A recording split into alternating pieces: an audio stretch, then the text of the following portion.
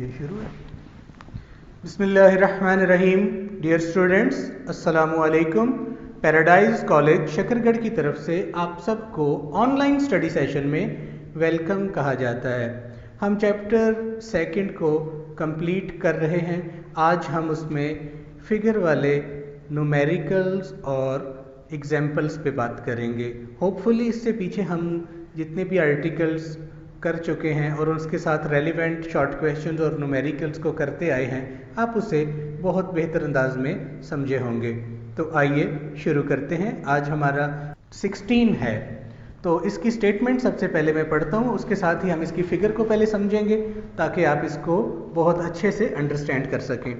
A tractor of weight 15,000 Newton crosses a single span bridge of weight 8,000 Newton। देखिए बेटा, ये कह रहा है कि एक ट्रैक्टर है जिसका अपना वेट 15,000 न्यूटन है। आपने ट्रैक्टर देखा होगा कि ट्रैक्टर के पिछले पहिए हैवी होते हैं और उसके इंजन का काफ़ी सारा हिस्सा पिछले तरफ होता है। यानी ट्रैक्टर का अपना वेट जो है उसका ज़्यादा पार्ट उसके पिछले पहियों पर होता है, इसलिए पिछले पहिए बड़े बनाए जाते हैं, हैवी बनाए जाते हैं। तो एक ट्रैक्टर का अपना वेट 15,000 न्यूटन है जिसने क्रॉस करना है एक सिंगल स्पैन ब्रिज को जिसका अपना वेट है 8,000 न्यूटन और लेंथ है 21 मीटर। इसको ज़रा समझ लें। वो स्पैन के दो तीन मैनी हैं, एक बालिश्त को भी स्पैन कहते हैं, एक वो जो पुल जिस जगह पे जिसको नहर के ऊपर फिट करना होता है उसको भी स्पैन कहा जाता है। तो एक सिंगल स्पैन है, उस स्पैन की अपनी लेंथ 21 मीटर थी। कब? जब उसको फिट नहीं किया था। यानी आप मान लीजिए कि ये स्पैन है जिसके ऊपर से ट्रैक्टर ने गुजरना है क्रॉस करते हुए। तो इस स्पैन की एक पॉइंट से दूसरे पॉइंट तक जो लेंथ है वो 21 मीटर है। लेकिन साथ ही क्या कहता है? The bridge span is supported. देखिए साथ में हमने इस स्पैन का अपना वेट बुक में बता दिया 8,000 न्यूटन, एक फोर्स है जो इसके ऊपर लग रही है। लेकिन the bridge span is supported half a metre from either end. Span को जब फिट किया तो हाफ मीटर एक तरफ और हाफ मीटर दूसरी तरफ, ये वो लेंथ है जो फिटिंग में आ गई। आपने कभी गार्डर देखा होगा, गार्डर की टोटल लेंथ तो ज़्यादा होती है लेकिन फिटिंग में आने के बाद दोनों तरफ से जो लेंथ बचती है दीवार के अंदर, जब आप कमरे में आके देखते हैं एक दीवार से दूसरे दीवार तक, तो लेंथ कम पड़ जाती है क्योंकि ये 21 मीटर टोटल लेंथ थी। लेकिन फिटिंग में आने के बाद अब आप कहेंगे कि इफेक्टिव लेंथ एक सपोर्ट से दूसरी सपोर्ट तक 20 मीटर है। ठीक है, यानी 21 मीटर में से हाफ मीटर दोनों तरफ सपोर्ट्स में यूज हो गई। अब नेक्स्ट वही बात जो हमने सबसे पहले आपसे की थी। The tractor's front wheel take 1/3 of the total weight of tractor. Tractor के अगले पहियों पे वेट टोटल का तीसरा हिस्सा है। टोटल कितना था? 15,000। तो इसका मतलब है तीसरा हिस्सा यानी 5,000 अगले पहियों पर है तो 10,000 पिछले पहियों पर है। ओके, अब नेक्स्ट देखें। एंड द रियर व्हील्स, और पिछले पहिए are 3 metre behind the front wheels, वो अगले पहियों से 3 मीटर के फासले पर हैं। हमने करना क्या है? देखिए, calculate the force on bridge supports when rear wheel are at the middle of the bridge span. देखिए बेटा, ट्रैक्टर जब इस पुल पे चढ़ा तो ट्रैक्टर ने इस पुल को प्रेस किया और ये पुल टूटा नहीं है, इसने अपनी हालत को बरकरार रखा यहाँ तक कि ट्रैक्टर का पिछले पहिए रियर व्हील सेंटर में आ गए। अब आप देखिए, मैं यहाँ पे ट्रैक्टर जैसा भी बनाऊंगा, अब जाहिर है ट्रैक्टर हमने उसके खाके को बनाना है, तो ट्रैक्टर के जो रियर व्हील्स हैं वो जब मिडल में आएंगे,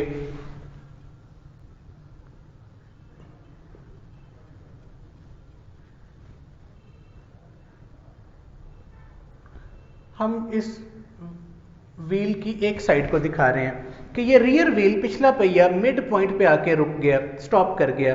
तो अब बताइए कि अगला पहिया वो भी किसी ना किसी पॉइंट ऑफ कांटेक्ट पे होगा।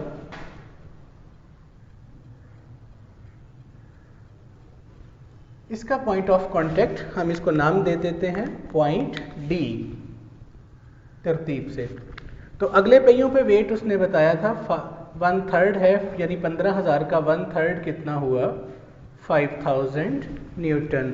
अब बेटा पिछले पहियों पर वेट टोटल अगर अगले पहियों पे 5000 था तो पिछले पे 10,000 आ गया, तो टोटल सेंटर पे वेट हो गया 18,000 न्यूटन। होपफुली आप इसको गेट कर रहे होंगे। मान लीजिए कि ये ट्रैक्टर ही है, ओके। अब आप ये बताइए कि ये दोनों फोर्सेस डाउनवर्ड एक्ट कर रही हैं, एक पिछले पहियों की और उस ब्रिज स्पैन की अपनी फोर्स, अपना वेट डाउनवर्ड, और एक रियर व्हील फ्रंट व्हील्स का वेट डाउनवर्ड। ये दो फोर्सेस हैं, तो इनको बैलेंस करने के लिए सपोर्ट्स पर भी एक रिएक्शनल फोर्स लगेगी। हम उन फोर्सेस को नाम दे देते हैं F1 और F2। तो F1 F2 वो फोर्सेस हैं जो सपोर्ट्स पे लग रही हैं। कब? जब ट्रैक्टर मिडल में आके रुक गया। और आपको ये भी बताया गया है कि इन दो पहियों के दरमियान 3 मीटर का डिस्टेंस है। ज़रा डिस्टेंसेस को फिक्स कर लीजिए। ये इफेक्टिव डिस्टेंस 20 बना था, तो मिड से दोनों तरफ डिस्टेंस 10 मीटर होगा। 10 में से 3 माइनस कर दें तो ये डिस्टेंस आपके पास 7 मीटर है, और ये सेंटर से डिस्टेंस आपके पास 10 मीटर है, और एक सपोर्ट से दूसरी सपोर्ट तक डिस्टेंस आपके पास 20 मीटर है।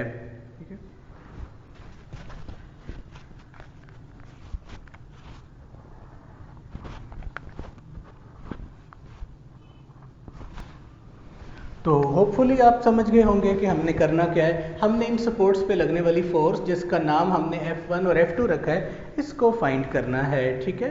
तो इस डायग्राम को अब हम यूज़ करते हुए इस सारी बात को करेंगे। देखें, जब इस तरह का न्यूमेरिकल आ जाए जिसमें फिगर इन्वॉल्व हो और एक लंबी स्टेटमेंट हो, तो आप उसका डाटा लिखने की बजाय आप उसको एक स्टेटमेंट की थ्रू अपने आंसर को लेके चल सकते हैं। तो हम ये भी कह सकते हैं कि लेट्स कंसीडर F1 और F2 वो फोर्सेस हैं जो A और B सपोर्ट्स पे लग रही हैं। कब लग रही हैं? When rear wheels are at the middle of span, ठीक है। और इनका पॉइंट ऑफ कांटेक्ट C है और फ्रंट व्हील्स का पॉइंट ऑफ कांटेक्ट D है, एज शोन इन फिगर। तो अपनी बात को अब लेकर चलते हैं।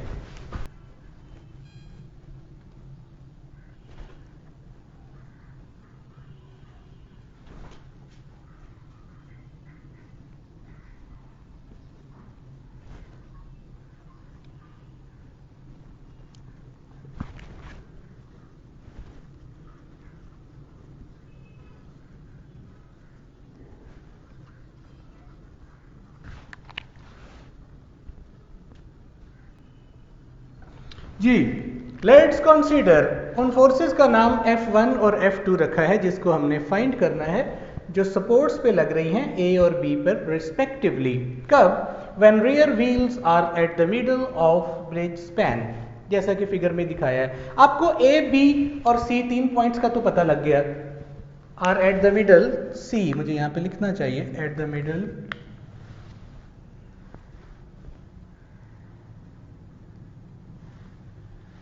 Middle of bridge span. तो पॉइंट डी का भी जिक्र कर देते हैं। Here D B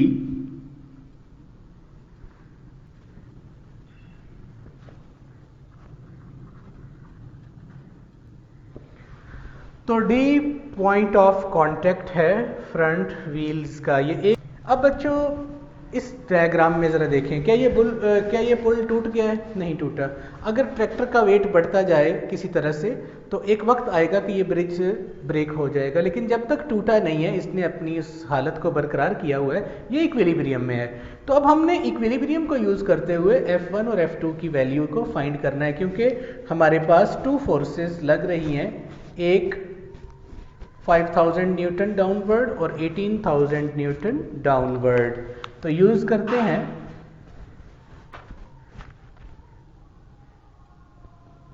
we have to determine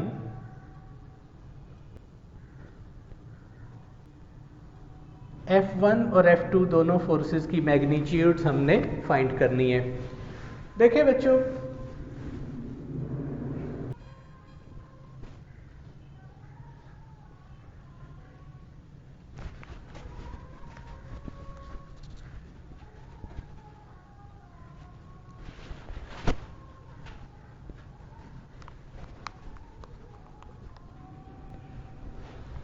first condition ये है कि किसी सिस्टम पर या किसी बॉडी पर लगने वाली तमाम फोर्सेस का सम 0 है। ज़रा नोट कीजिए F1 और F2 ये दोनों फोर्सेस अपवर्ड हैं, F1 प्लस F2 यकीनी तौर पर ये इन दो डाउनवर्ड फोर्सेस से बैलेंस हो रही हैं, यानी 5000 प्लस 18,000। तो ये आपके पास रिजल्ट F1 प्लस F2 का आ जाएगा 23,000 न्यूटन। इसे कहते हैं इक्वेशन नंबर 1। देखें अगर F1 या F2 में कोई एक भी वैल्यू हमारे पास होती तो दूसरी हम फाइंड कर लेते, लेकिन दोनों ही अननोन हैं। एक चीज़ और बताता चलूं, क्या ये जो ऑपोजिट फोर्सेस इस केस में लग रही हैं, क्या उनकी लाइन ऑफ एक्शन सेम है? ऑफ कोर्स नहीं, ये डिफरेंट लाइन ऑफ एक्शन पे फोर्सेस लग रही हैं, ऑपोजिट फोर्सेस। तो हम यहाँ पर इतना तो जान गए कि एक कंडीशन से हम अपनी सॉल्यूशन को नहीं ले सकते, तो अब हमें सेकंड कंडीशन ऑफ इक्विलिब्रियम को भी यहाँ अप्लाई करना पड़ेगा। और सेकंड कंडीशन इक्विलिब्रियम की तभी अप्लाई होती है जब लाइन ऑफ एक्शन डिफरेंट हो ऑपोजिट फोर्सेस की, ठीक है।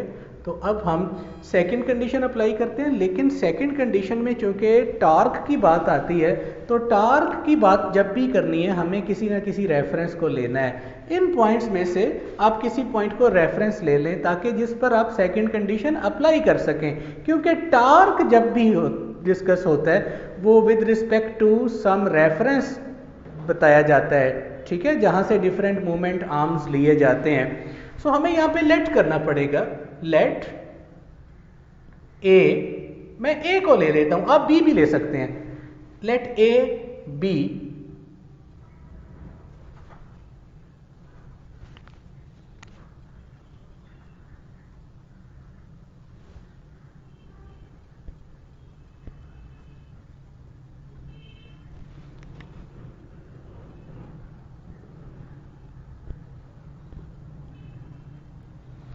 ए वो पॉइंट है जिसको हमने रेफरेंस ले लिया, जिस पर हम सेकंड कंडीशन को ऑफ इक्विलिब्रियम को अप्लाई कर सकते हैं। और आप जानते हैं सेकंड कंडीशन ऑफ इक्विलिब्रियम क्या है कि किसी सिस्टम पे या किसी बॉडी पे लगते हुए तमाम टॉर्क्स का सम 0 है, यानी सम ऑफ क्लॉकवाइज टॉर्क और सम ऑफ एंटी क्लॉकवाइज टॉर्क। इसको यहाँ लिखने से पहले हम डायग्राम पे ज़रा गौर करते हैं। देखिए बच्चे, पॉइंट ए को हमने मान लिया रेफरेंस जिस पर हमने सेकंड कंडीशन अप्लाई करनी है। तो मान लीजिए इसमें से परपेंडिकुलर एक एक्सिस पास कर रहा है इमेजिनरी, जिसके लिहाज से ये पुल के ऊपर डिफरेंट टॉर्क्स की बात हम कर सकते हैं। देखें अगर ए पॉइंट हमारा रेफरेंस हो गया तो F1 फोर्स टॉर्क पैदा नहीं कर सकती। क्यों? क्योंकि ये फोर्स इसी पॉइंट के अंदर से पास कर रही है, तो इसका तो मोमेंट आर्म 0 हो गया। लेकिन ज़रा गौर कीजिए, ये जो 5000 न्यूटन वाली फोर्स है ये किधर को टार्क पैदा करेगी? यकीनन ये टार्क आपको पैदा करती हुई नज़र आ रही है क्लॉकवाइज, और ये 18,000 न्यूटन वाली फोर्स ये भी इस रेफरेंस पॉइंट के लिहाज से क्लॉकवाइज टार्क पैदा करती हुई नज़र आ रही है। इनके मोमेंट आर्म्स भी आपके सामने है। ये टोटल डिस्टेंस 20 था, इफेक्टिव डिस्टेंस सपोर्ट्स के दरमियान, तो सेंटर से डिस्टेंस 10 हुआ, दो टायर्स के दरमियान डिस्टेंस 3 मीटर है, तो इस फोर्स का डिस्टेंस कितना हुआ? 7 मीटर। और इस 18,000 न्यूटन फोर्स का डिस्टेंस कितना हुआ मोमेंट आर्म का? 10 metre.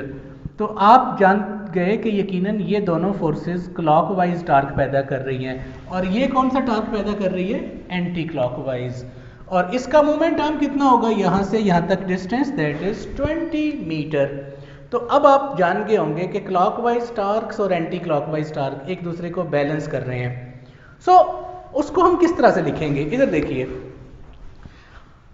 Sigma torque is equal to 0। This implies that, देखिए क्लॉकवाइज टार्क ये फोर्स पैदा कर रही है इस मोमेंट आर्म के लिहाज से, सॉरी इस रेफरेंस के लिहाज से, तो इस फोर्स की वैल्यू कितनी है? 5000 न्यूटन। और इस फोर्स का मोमेंट आर्म कितना है यहां से यहां तक? That is 7 metre. प्लस ये फोर्स भी क्लॉकवाइज टार्क पैदा करेगी, इसका डिस्टेंस 10 मीटर, और ये फोर्स कितनी है? 18,000। तो फोर्स है 18,000 न्यूटन, डिस्टेंस है 10 मीटर, और ये अब आपको अंडरस्टूड है कि एंगल 90 बन रहा है मोमेंट आर्म और फोर्स के दरमियान, लिहाजा टार्क प्रोडक्ट से ही हम डायरेक्ट लिख रहे हैं। Is equal to anti clockwise torque कौन सी फोर्स पैदा कर रही थी? F2। और इस फोर्स का मोमेंट आर्म कितना बन रहा है जरा नोट कीजिए, यहां से यहां तक, दैट इज 20 मीटर। अब हम इस इक्वेशन को सॉल्व करके F2 की वैल्यू फाइंड कर लेंगे, जिसको हम इक्वेशन 1 में पुट करेंगे तो F1 भी आ जाएगी। तो इसको सॉल्व करते हैं, ये आएगा 35,000 plus 1840 is equal to 20F2। इन दोनों को ऐड करेंगे, यानी 1,80,000 और 35,000, इनको जब ऐड करते हैं 12,250 न्यूटन, दैट इज F2। अब आपकी बुक ने आंसर किलो न्यूटन में निकाला है, आप किलो न्यूटन में भी ले सकते हैं और आप बता सकते हैं कि F2 की वैल्यू 1000 पे डिवाइड करके 12.25 किलो न्यूटन आ रही है। आपके पास बच्चों F2 की वैल्यू 20 पे 215,000 को 20 पे डिवाइड करके आई 12,250 न्यूटन, ये आपका रिजल्ट है। और ये यूनिट चूंकि वैल्यू लार्ज है तो लार्ज यूनिट में इसने निकाला हुआ है, तो किलो न्यूटन में अगर करना है तो 1000 पे डिवाइड कर दें तो आंसर आ जाएगा 12.25 किलो न्यूटन। अब आपके पास F2 की वैल्यू आ गई है, इसको इक्वेशन 1 में पुट कर दें तो F1 आ जाएगी। ठीक है, तो आप इसी वैल्यू के बारे में लिखेंगे, पुटिंग इन इक्वेशन 1। यहां पे बच्चे गलती ये करते हैं कि वो किलो न्यूटन वाली वैल्यू पुट कर देते हैं, नहीं, आपने, इसीलिए मैंने ब्लॉक दिया है कि आपने पुट ये करनी है जो SI यूनिट में है। जब पुट करेंगे तो F1 plus 12,250 is equal to 23,000। तो F1 की वैल्यू 23,000 में से 12,250 को माइनस कीजिए, ये आएगी 10,750 न्यूटन। और इसको अगर हम किलो न्यूटन में कन्वर्ट करना चाहें और तो आपके पास F1 आ रही है 10.75 किलो न्यूटन। तो देख लीजिए हमने दोनों वैल्यूज को फाइंड कर लिया जो सपोर्ट्स पे लगने वाली फोर्स की वैल्यूज थी। ठीक है, तो आपने इसको करने के बाद hence the required forces 12.25 kilo Newton और 10.75 किलो न्यूटन। तो होपफुली आप इसको समझ गए होंगे कि हमने इसको किस तरह से सॉल्व किया। देखें ये वैल्यू ज़्यादा है ना इससे, क्यों? क्योंकि ब्रिज के ऊपर जो रियर व्हील जब मिडल में आए तो फ्रंट व्हील भी इस A पॉइंट के ज़्यादा क्लोज हैं, तो F1 पर लगने वाली फोर्स ज़्यादा है। मैं आपसे ये पूछता हूँ कि अगर ये ट्रैक्टर को इस तरह रोटेट कर दिया जाए कि ये वाला पहिया इस तरफ आ जाए तो फिर ये फोर्स ज़्यादा हो जाएगी और ये कम हो जाएगी। उम्मीद है कि आप इसको अंडरस्टैंड कर गए होंगे। जी डियर स्टूडेंट्स, न्यूमेरिकल नंबर 17 आपके सामने फिगर मौजूद है। A spherical ball of weight 50 newton. एक सफेरिकल बॉल है, जिस तरह फुटबॉल एक सफियर होता है तो ये उससे ज़रा हैवी है, इसका वेट है 50 न्यूटन सफेरिकल शेप में। ठीक है, और आपको दिखाया गया है कि सफेरिकल बॉल का रेडियस 20 सेंटीमीटर है। उसने हर चीज़ जो है वो फिगर के अकॉर्डिंग आपको बता दी है, क्योंकि स्टेटमेंट में बता रहा है कि 50 न्यूटन के बॉल को is to be lifted over the step. इसको स्टेप से के ऊपर से क्रॉस करना है, यानी स्टेप के ऊपर से लिफ्ट करना है। तो जब ये स्टेप के ऊपर यानी इस पॉइंट के ऑफ कांटेक्ट को यूज़ करते हुए आप इसको अबव द फ्लोर उठाएंगे तो यकीनन इसमें रोटेशन पैदा होगी। कैलकुलेट मिनिमम फोर्स, तो आपने वो कम से कम फोर्स बतानी है जो पॉइंट ए पे लग रही है, और ये सारी बात फिगर में बताई गई है। जिस पॉइंट पे फोर्स लग रही है उसका सेंटर से डिस्टेंस 10 सेंटीमीटर बताया गया है। आपने कम से कम उस फोर्स की वैल्यू को फाइंड करना है जो लगे तो ये अबव द फ्लोर चला जाए, यानी calculate the minimum force needed just to lift it, जिसकी ज़रूरत है इसको उठाने के लिए अबव द फ्लोर, फ्लोर के ऊपर। मीन्स के देखिए, आप अगर इसको धक्का भी देते हैं तो ये स्टेप के ऊपर से क्रॉस करके जाएगा, तो आपने कम से कम वो फोर्स बतानी है जो लगे तो ये अबव द फ्लोर हो जाए, यानी इस स्टेप के ऊपर से लिफ्ट करने के लिए वो कम से कम फोर्स कितनी होगी जो यहाँ पे पॉइंट ए पर लग रही है। होपफुली आप समझ गए होंगे स्टेटमेंट। मज़ीद देखिए, इस बॉल का, स्फेरिकल बॉल का वेट बताया गया है 50 न्यूटन, और वेट की लाइन हमेशा सेंटर में से पास करती है, ये वेट की लाइन है। और यहाँ पे दो फोर्सेस आपको नज़र आ रही हैं, एक वेट की फोर्स और एक वो फोर्स जिसकी मदद से आपने इसको रोटेट करा के स्टेप के ऊपर से क्रॉस कराना है। ठीक है, तो आप मुझे ये बताइए कि जब भी रोटेशन इन्वॉल्व होती है तो बेसिकली हम टार्क से बात करते हैं, क्योंकि टार्क का मतलब ही क्या है, टर्निंग इफेक्ट ऑफ फोर्स। तो आइए अब हम इसको एक स्टेटमेंट की शक्ल में जब लिखते हैं तो क्या बताएंगे। देखिए बेटा, वर्टिकल स्टेप की हाइट आपको बताई गई है 5 सेंटीमीटर, तो इसके पॉइंट ऑफ कांटेक्ट को, यानी जिस पॉइंट पे सफियर इस स्टेप के साथ टच कर रहा है, कांटेक्ट कर रहा है, उस पॉइंट का नाम है डी, सेंटर का नाम है सी, जिस पॉइंट पे फोर्स लग रही है उस पॉइंट का नाम है ए। तो इसको अब सॉल्व करते हैं।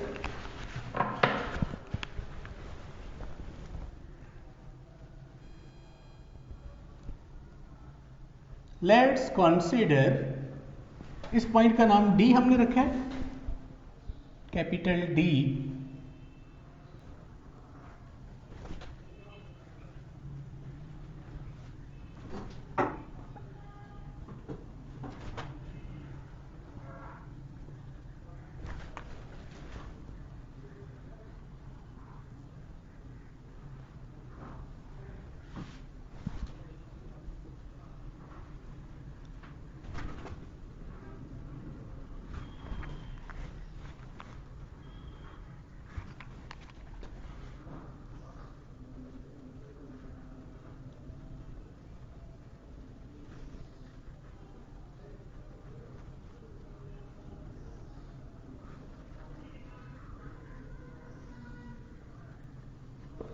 Students, capital D point of contact है सफियर का उस 5 सेंटीमीटर ऊंचे वर्टिकल स्टेप के साथ। एक बात हमने की, फिर हमने कहा external force F point A पे एक्ट कर रही है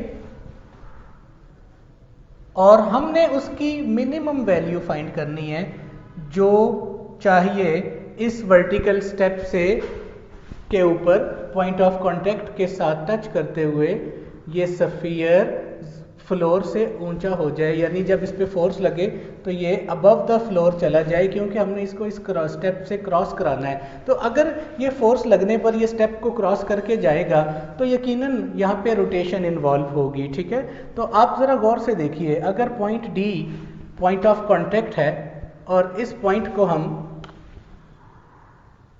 मान लेते हैं कि ये पेवट पॉइंट है जिस पर रोटेशन होनी है, तो हमारी इस फोर्स का यहाँ से परपेंडिकुलर डिस्टेंस कितना हुआ ज़रा नोट कीजिए।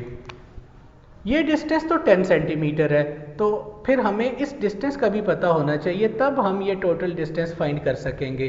देखिए, इसमें आपने ज़रा सा गौर करना है कि पॉइंट डी का सी से डिस्टेंस वो कितना है, 20 सेंटीमीटर। यहाँ से परपेंडिकुलर ड्रॉ कीजिए इस लाइन के ऊपर।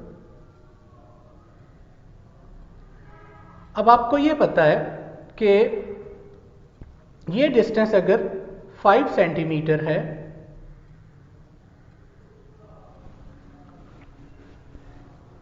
तो C और E के दरमियान डिस्टेंस कितना होगा। देखिए बेटा, ये टोटल डिस्टेंस तो 20 सेंटीमीटर सफियर में हर तरफ कांस्टेंट होता है, तो C से E के दरमियान डिस्टेंस आ गया 15 सेंटीमीटर। तो फिर बताइए इस लाइन ऑफ फोर्स का इस पॉइंट D से डिस्टेंस कितना बना, तो ये बन गया 10 सेंटीमीटर प्लस 15 सेंटीमीटर, तो ये डिस्टेंस हो गया 25 सेंटीमीटर। ओके, अब ये डिस्टेंस 25 सेंटीमीटर है और ये वाली फोर्स इस 25 सेंटीमीटर मोमेंट आर्म पर अब के साथ इस स्फीयर को रोटेट करेगी। तो ये फोर्स एंटी क्लॉकवाइज टार्क पैदा करेगी, यानी इस फोर्स के लगने से एंटी क्लॉकवाइज टार्क पैदा होगा, जिसकी मदद से ये पहिया या ये स्फीयर जो है वो इसको क्रॉस करेगा। लेकिन आप देखिए कि जो वेट की लाइन है ये सेंटर में से पास कर रही है, तो ये भी अपना इस पॉइंट डी के लिहाज से कोई ना कोई मोमेंट आर्म रखती है और इस डिस्टेंस को हम पहले फाइंड करेंगे। क्यों? क्योंकि अगर ये फोर्स एंटी क्लॉकवाइज टार्क पैदा कर रही है तो इस पॉइंट के लिहाज से ये वाली फोर्स जो है ये क्लॉकवाइज टार्क पैदा कर रही है। तो यहाँ पे दो टार्क्स आ रहे हैं, एक एंटी क्लॉकवाइज इस फोर्स की वजह से और उसके साथ ही ये वाला टार्क जो क्लॉकवाइज। तो अब हम मिनिमम फोर्स की बात तभी करेंगे जब second condition of equilibrium apply होगी, ताकि हम बताएं कि जितना ये क्लॉकवाइज टार्क है हमें कम से कम उतना एंटी क्लॉकवाइज टार्क लगा के इसको रोटेट कराना है, उससे कम लगा के तो रोटेट नहीं करा सकते। ठीक है, तो ये फोर्स जो लग रही है जो सेंटर में से पास कर रही है, पहले हमें इसका मोमेंट आर्म भी फाइंड करना है, क्योंकि ये तो हमने फाइंड कर लिया।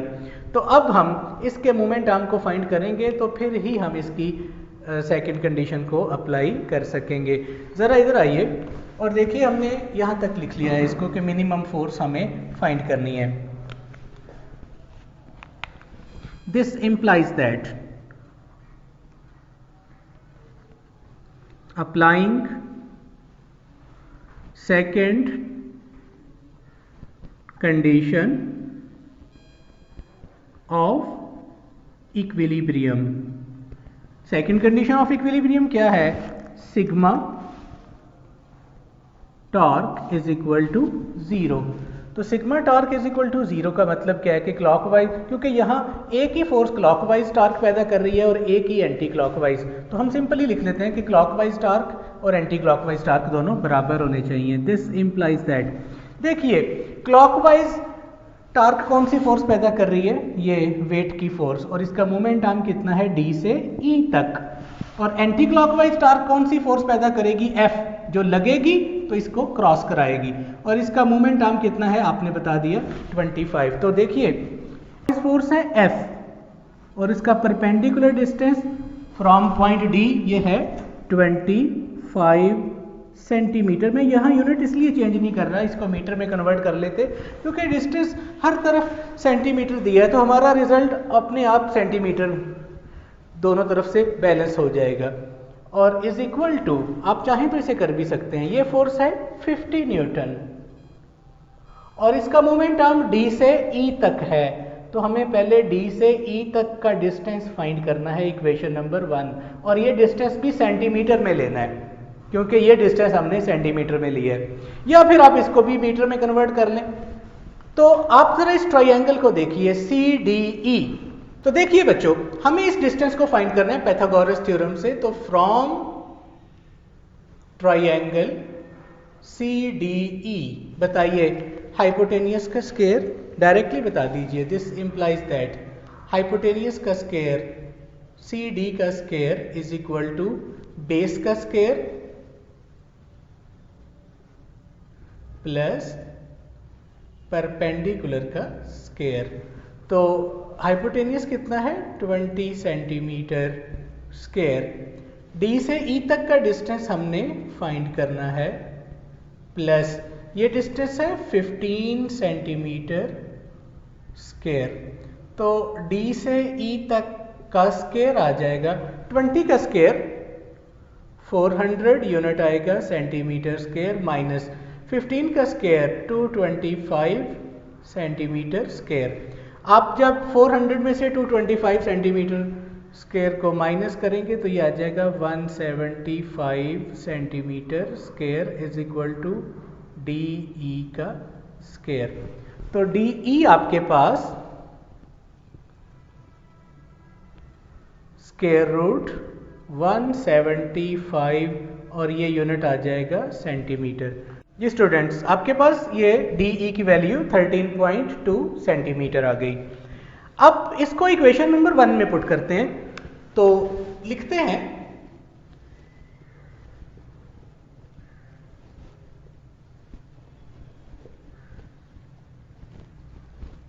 Putting in equation number 1 we get F force है जो आपने फाइंड करनी है मिनिमम, इसका डिस्टेंस था मूवमेंट आर्म का 25 centimetre is equal to 50 newton weight की फोर्स है, और इसका मूवमेंट आर्म आपने फाइंड किया 13.2 सेंटीमीटर।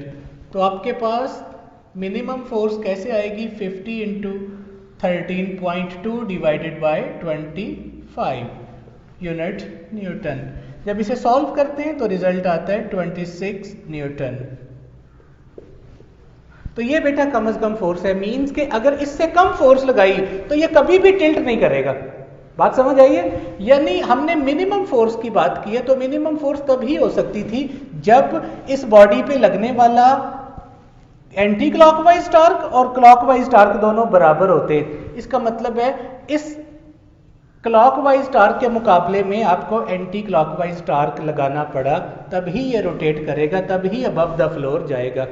अगर हम इससे ज़्यादा फोर्स लगाएंगे तब भी रोटेट तो कर जाएगा, गुजर जाएगा, लेकिन तब इसके अंदर जो लगाई गई फोर्स है वो मिनिमम फोर्स चूंकि नहीं होगी, तो हम उसको सेकंड कंडीशन से फिर फाइंड नहीं, ठीक है। Hence, the required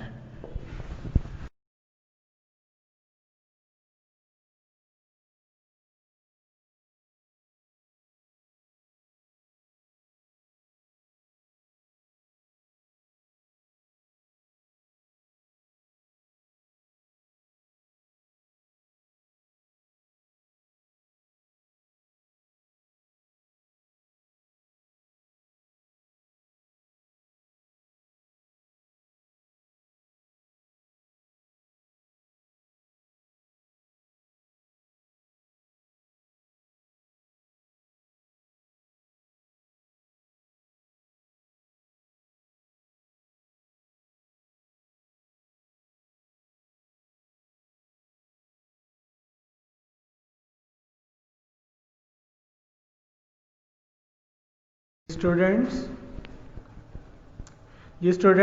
numerical number 18, uniform sphere जिसका वेट 10 न्यूटन है is held bye a string. इसको एक रस्सी के साथ हमने पहले बांधा है और वो रस्सी अटैच की है एक फ्रिक्शनलेस वॉल के साथ।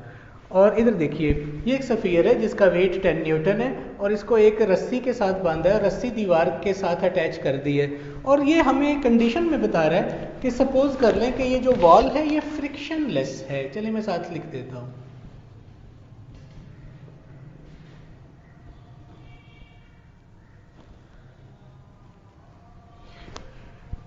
ओके, तो ये स्फीयर का कोई ना कोई पॉइंट इस दीवार को टच कर रहा होगा, हमने उस पॉइंट का नाम डी रख दिया और स्फीयर के सेंटर को सी कह दिया, और वेट की लाइन हमेशा सेंटर में से पास करती है। और साथ में क्या बताया कि is held by the string attached to frictionless wall so that, इस तरह से कि string makes an angle 30 degree के ये रस्सी इस वक्त दीवार के साथ, इस वर्टिकल वॉल के साथ एंगल 30 डिग्री बना रही है, जैसा कि दिखाया गया है। आपने क्या फाइंड करना है बताएं, इस रस्सी में तनाव कितना आएगा। Find the tension in the string एक, और वो कम से कम फोर्स फाइंड करनी है exerted on the sphere by the wall. देखिए, एक तो बेटा आपने फाइंड करनी है टेंशन इन द स्ट्रिंग, इसका नाम हम दे देते हैं। और आप जानते हैं टेंशन एक फोर्स है जो अलोंग द स्ट्रिंग होती है जब स्ट्रिंग के साथ कोई वेट लटकाया जाए। तो टेंशन तो इस तरफ को आपको नजर आ रही है एक फोर्स, और दूसरी वो फोर्स फाइंड करनी है। देखें, जब ये स्फीयर दीवार के साथ टच कर रहा है तो दीवार पर ये अपनी एक फोर्स अप्लाई कर रहा है, तो इसके नतीजे में हर एक्शन का चूंकि रिएक्शन होता है, तो एक तो फोर्स अप्लाई करेगा स्फीयर वॉल के ऊपर,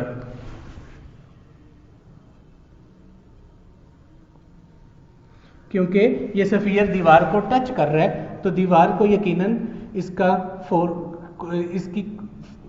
इसकी फोर्स कुछ ना कुछ होगी जो दीवार पर प्रेस करने में लग रही है। और वॉल भी रिएक्शन के तौर पर एक फोर्स लगाएगी जिसको हम कहेंगे फोर्स एक्सर्टेड बाय वॉल, क्योंकि हर एक्शन का क्या होता है, रिएक्शन। तो यकीनन आप समझ गए होंगे कि हमने उस फोर्स की बात करनी है जो दीवार लगा रही है सफ़ियर के ऊपर, और हमने उस टेंशन को फाइंड करना है जो इस स्ट्रिंग में मौजूद है। तो होपफुली आप इसकी स्टेटमेंट को समझ गए होंगे। आइए अब इसके सोल्यूशन की तरफ चलते हैं। हम इसमें क्या स्कीम बनाएंगे। देखिए बेटा, हम टेंशन का नाम T है, वो हमने नाम रख दिया। कितने एंगल पर है, टेंशन की फोर्स वर्टिकल वॉल के साथ 30 डिग्री एंगल बना रही है, और सेंटर का नाम C है और पॉइंट ऑफ कांटेक्ट का नाम D है। तो हम इन पॉइंट से अपनी बात को शुरू कर सकते हैं बड़ी आसानी से।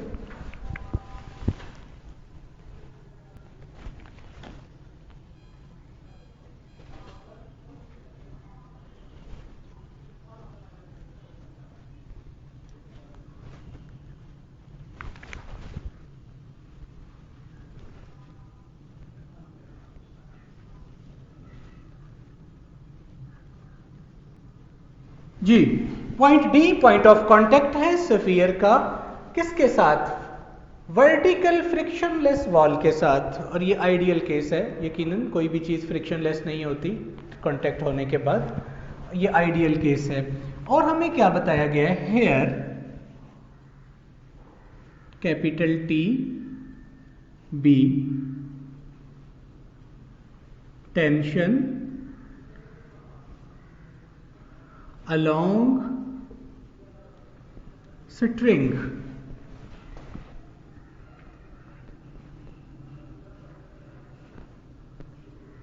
making an angle theta equal to 30 degree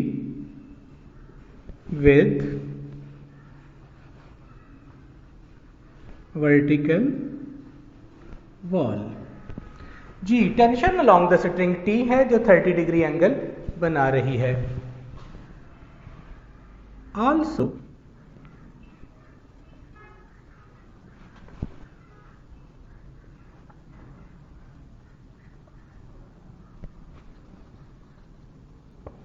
और line of weight centre of the sphere में से पास कर रही है। हमने बेटा इस टेंशन की वैल्यू को फाइंड करना है। तो देखिए, क्या ये हमारा सिस्टम इस वक्त इक्विलिब्रियम में है या नहीं। तो आप कहेंगे ये बिल्कुल इक्विलिब्रियम में है। तो इक्विलिब्रियम में कब होगा, जब इक्विलिब्रियम की कंडीशन सेटिस्फाई होंगी। आइए हम इस बात को देखते हैं कि वेट की फोर्स डाउनवर्ड है, टेंशन अलोंग द स्ट्रिंग है। तो ये जो दो फोर्सेस आपको नजर आ रही हैं, ये एक लाइन पे एक्ट नहीं कर रही, इनकी लाइन ऑफ एक्शन डिफरेंट है। वेट वर्टिकली डाउनवर्ड है, टेंशन अलोंग द स्ट्रिंग है। तो आपने अगर टेंशन को उसके कंपोनेंट्स में रिजॉल्व करना है तो आप क्या करेंगे, इसी टेंशन की लाइन को डॉटेडली बड़े एहतियात से बढ़ाएंगे जो आपको सेंटर में आके मीट करती हुई दिखाई दे रही है।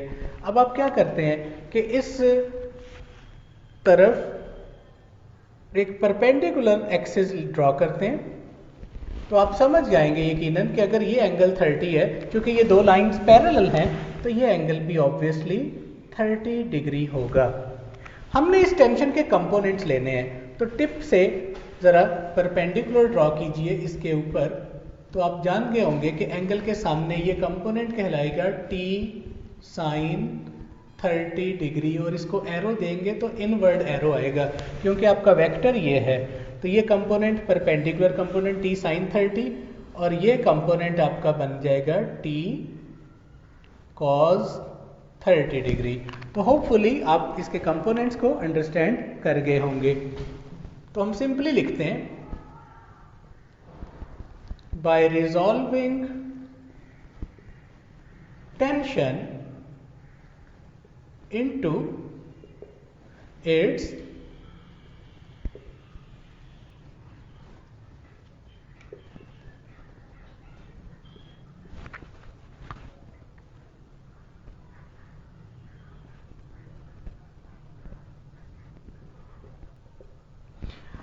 ये दो कंपोनेंट्स में रिजॉल्व करने के बाद अब हम इक्विलिब्रियम की फर्स्ट कंडीशन अप्लाई करेंगे। और आपको याद होगा, जब फोर्सेस एक लाइन पे ना लगें बल्कि प्लेन में लगे, जैसे टेंशन की फोर्स इस तरफ लग रही है, वेट की फोर्स नीचे को लग रही है, तो इस वक्त टेंशन की फोर्स जो है वो कोप्लेनर फोर्स बन गई।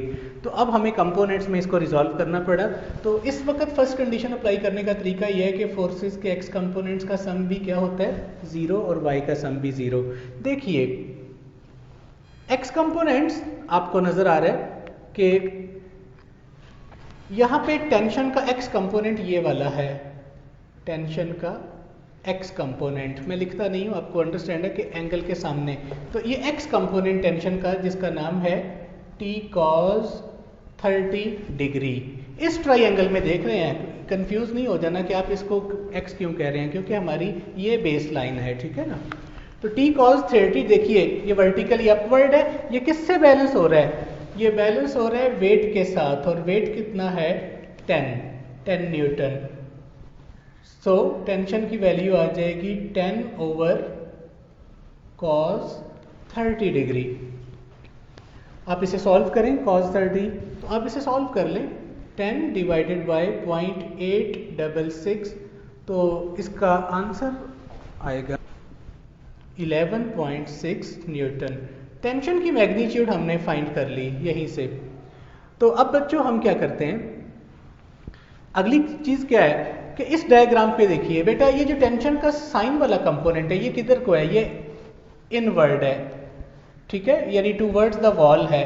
तो इसका मतलब है ये वो फोर्स है बेसिकली जो सफियर लगा रहा है वॉल पर। सो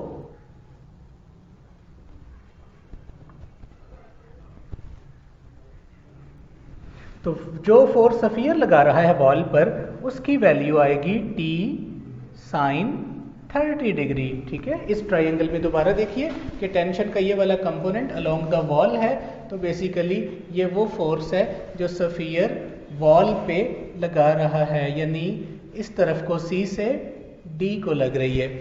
तो ये फोर्स तो आ गई टी साइन 30 डिग्री। टी कितना है आपने अभी फाइंड किया 11.6 इंटू साइन 30 डिग्री। जब आप इसको सॉल्व करेंगे तो ये 5.77 न्यूटन आएगा। लेकिन हमें अपनी बात थोड़ी सी आगे करनी चाहिए, बाज़ों का स्टूडेंट्स यहीं पे छोड़ देते हैं, लेकिन बेटा देखें हमने फोर्स वो फाइंड करनी है जो वॉल सफियर पे लगा रही है। हर एक्शन का रिएक्शन है, इसका मतलब है सफियर की फोर्स वॉल पर ये बैलेंस हो रही है वॉल की फोर्स सफियर पर।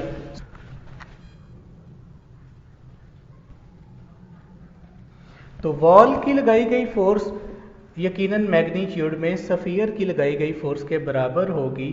तो हमने जो force exerted by wall find करनी थी उसकी मैग्नीट्यूड भी एग्जैक्टली 5.77 न्यूटन थी। तो ये बताना फिर साथ में बेहतर है कि आप ये बताइए कि ये फोर्स तो सफियर वॉल पे लगा रहा था, उसके रिएक्शन में वॉल भी उतनी ही मैग्नीट्यूड की फोर्स एक्सर्ट करेगी। तो ये आपका रिजल्ट मुकम्मल हुआ, ठीक है। Hopefully you get it. और इसमें आपने एक चीज़ नोट की कि ये दोनों एक दूसरे से मैग्नीट्यूड में अगर इक्वल हैं, तो ऐसा कब होगा जब वाई कंपोनेंट के अलोंग या वर्टिकली लगने वाली फोर्सेस के वाई यानी कि जब वर्टिकल कंपोनेंट्स ऑफ फोर्स का सम भी 0 होगा, ठीक है। तो इस ट्राइंगल में मैं बताता चलूँ कि वर्टिकल कंपोनेंट ये है और हॉरिजेंटल कंपोनेंट ये है, okay. Hope you get it. तो बच्चों हमारा ये चैप्टर कंप्लीट होता है। आपको साथ में कुछ असाइनमेंट्स दी गई हैं, कुछ एग्जांपल्स के बारे में आपको कहा गया कि ये आपने सॉल्व करनी है, उसका तरीकाकार बताया गया है। कुछ आपके पास अब फिगर से रिलेटेड 1 से 2 एग्जांपल्स हैं जो बुक ने सॉल्व की हैं। आपने उन एग्जांपल्स को भी चेक करना है और अपने इन न्यूमेरिकल्स को करने के बाद यकीनन आप इक्विलिब्रियम की कंडीशन को अप्लाई करने के काबिल हो जाएंगे। तो वो 1 से 2 आपको एग्जांपल अलॉट की जा रही हैं जो आपने ज़रूर करनी है। Wish you very best of luck. अल्लाह हाफिज़। चलिए।